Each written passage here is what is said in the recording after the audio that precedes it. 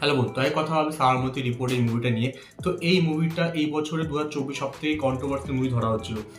Censor board এই মুভিটা release করে চাইছিল না, অনেক কিছু কাট করা হচ্ছিল না অন কিন্তু এটা যেভাবে হাইপ নেওয়া হচ্ছিল না, এটা মুভিটা মনে হচ্ছিল তো কেরালা স্টোরি বা কাশ্মীর ফাইলসের মতন যে মুভিগুলো বেরিয়েছিল, মানে শকিং পুরো। ঠিক আছে, কারোর ভালো লেগেছে, কারোর খারাপ লেগেছে, বাট সবাই কিন্তু ভুলতে পারেন। ঠিক আছে, দেখার পরে সেই জিনিসটা ধরা হচ্ছিল এখান থেকে পাওয়া যাবে।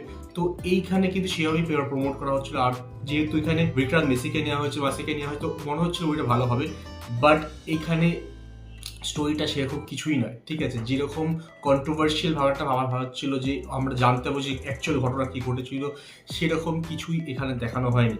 আমাদের মুভির এন্ডে যাওয়ার পরেও না কখনো যদি আমি জিজ্ঞেস করে সাবরমতী এক্সপ্রেস অ্যাকচুয়ালি হয়েছিলটা কি, সেটা কিন্তু আমরা কেউই ভালোভাবে বলতে পারবো না। ঠিক আছে, তো কাহিনী এখানে যদি বলা হয়, কাহিনী এখানে দেখানো হচ্ছে একটা রিপোর্টার একটা ট্রেনে যায় এবং টিভির পর্দায় নয়, অ্যাকচুয়ালি নিজের চোখে সে দেখে 59টা লোক মারা যায় জ্বলে, এবং খবরে বলা হয় যে সিগারেট থেকে বা কুকিং গ্যাস থেকে আগুন লেগে সবাই মারা গেছে। বাট সে সেখানে মানে প্রেজেন্ট ছিল, সবাইকে জ্বলতে দেখে সে রেকর্ড করেছে, এবং সে এসে যখন তার সপ্তাহে রিপোর্ট চ্যানেলে এসে ও নিজে বক্তৃতা দেবে 8 ঘন্টা, যেখানে সত্যি কথা সে বলবে এবং ক্যাসেটে দেখানো হবে কি হয়েছিল, তখন পরের দিন সে তাকে বের করে দেয় কাছ থেকে, সে জেলে চলে যায় এবং সেই যে ক্যাসেটটা, সে ক্যাসেট হারিয়ে যায়।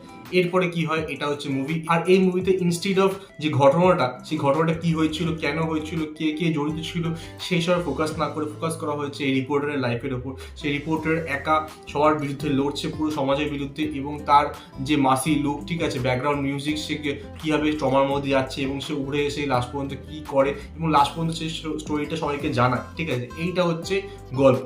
কিন্তু এখানে হওয়া উচিত ছিল যে এই গল্পটা কি, মানে এই ঘটনাটা কি ঘটেছিল, অ্যাকচুয়াল কারা কালপিট ছিল, কি হয়েছিল, সেইটা কিন্তু ফোকাস করা হয়নি এখানে। যেটা করলে কিন্তু মানে বিক্রম মেসির মতন একটা ক্যারেক্টার, তার মানে তার সঙ্গে এরকম একটা সাবজেক্ট, সেটা কিন্তু আগুন লাগিয়ে দিত চারিদিকে, মানে প্রচুর বাজ হতো, কিন্তু সেরকম কিছুই হয়নি এখানে।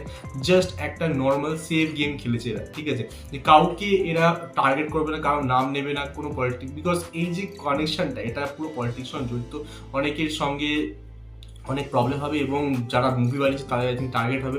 সো প্রচণ্ড সেফ খেলার চেষ্টা করি। তো এই ধরনের টপিক যখন তুলছো, এত কন্ট্রোভার্সিয়াল টপিক, তাহলে সেখানে জাস্টিস করা দরকার, কিছুটা হলেও দেখানো দরকার ছিল। যেরকম কাশ্মীর ফাইল বা কেরালা স্টোরি দেখে আমরা কিছু শিখতে পেরেছিলাম, কিছু জানতে পেরেছিলাম, সেরকম কিছু দরকার ছিল, যেটা একেবারে এখান থেকে আমরা পাইনি।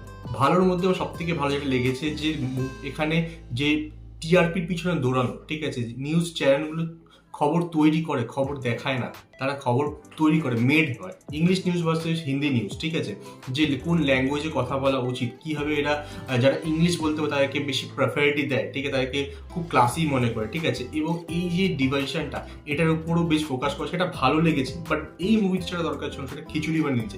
এই মুভির টপিকটা দরকার ছিল শুধুমাত্র যে ঘটনাটা, সেই ঘটনাটাকে মানে প্রাধান্য দেওয়া, সেটাকে দেখানো, এবং এটার সঙ্গে আবার রাম মন্দির মানে জড়িয়ে দিয়ে লোকের ইমোশন উপর ঠেলার চেষ্টা করেছে। বাট সব দিক থেকে আমি বলবো বিফলে গেছে, বিকজ স্টোরিটা সেরকম ড্রিভেন নয়। স্টোরিটা যেখানে ফোকাস হওয়া ছিল, দরকার ছিল, সেরকম ফোকাস নয়।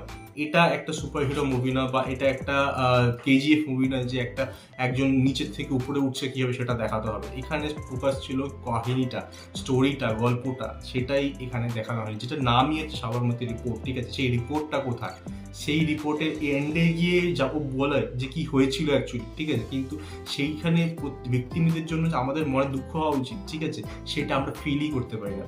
তো এটা একটা প্ল্যান স্টোরি ছিল, খুব সেফ খেলার চেষ্টা করেছে মেকাররা।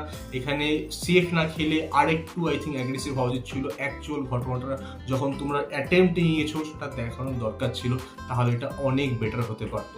তো তোমরা কি এই মুভিটা দেখেছো, তোমাদের কেমন লেগেছে আমি কমেন্টে নিশ্চয়ই জানিও। আর এন্ডে আমি একটাই ভালো কথা বলবো যে বিক্রান্ত মেসি একটা দারুণ একটা, সে নিজের তরফ থেকে বেস্ট দিয়েছে, তার অ্যাক্টিং আমার ভালো লেগেছে। তো তোমাদের বিষয়ে কি মতামত কমেন্টে নিশ্চয়ই জানিও। আমার সঙ্গে দেখা হবে নেক্সট ভিডিও। Good bye.